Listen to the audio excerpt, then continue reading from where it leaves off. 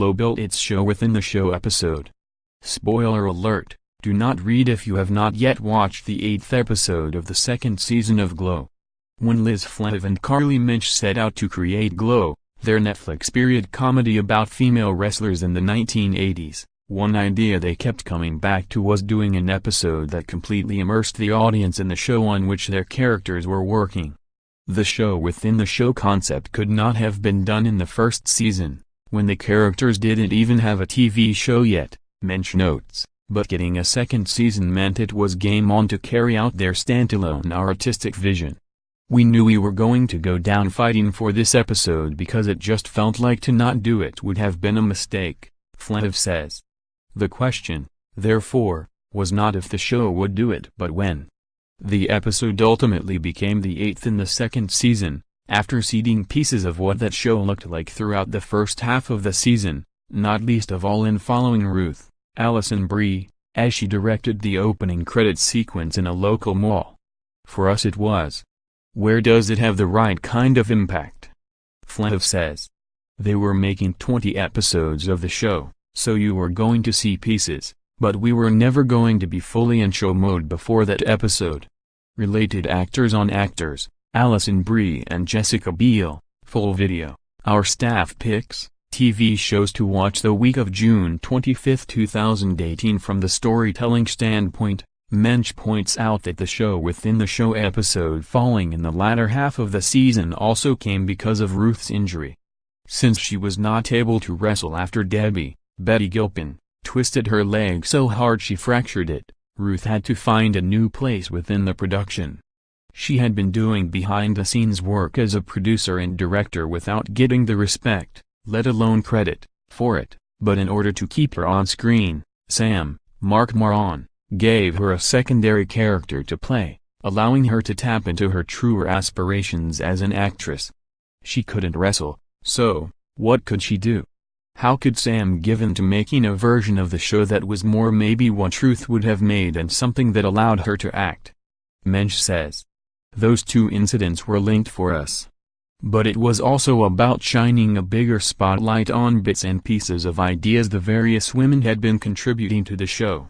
I feel like in episode 7 when Sam says, "Let the weirdos free," that was something we wanted to make sure we delivered on in episode 8, Flahive says. Brie adds that they had a freedom to be playing like children and to try to make each other laugh.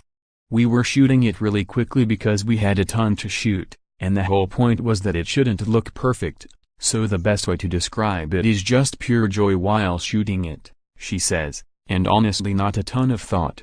I wasn't thinking, oh, how is Ruth differentiating Olga? I put on a silly wig, and it was great. I knew exactly what I was going to do.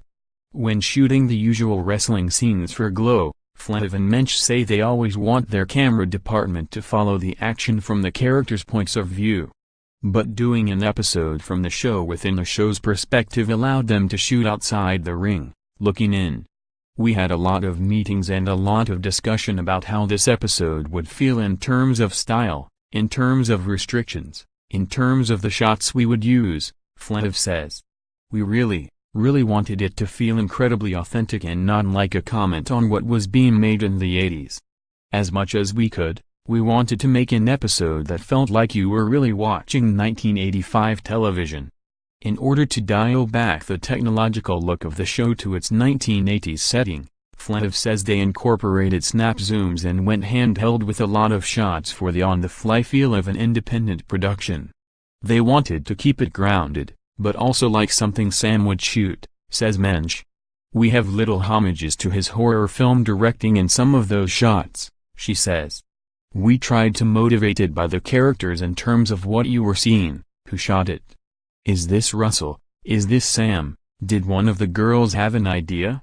From the first season, Flahive and Mensch worked with their camera department on incorporating VHS footage into the series, using a jerry-rigged VHS camera where we actually do shoot on VHS and it gets transferred to digital, Mensch explains.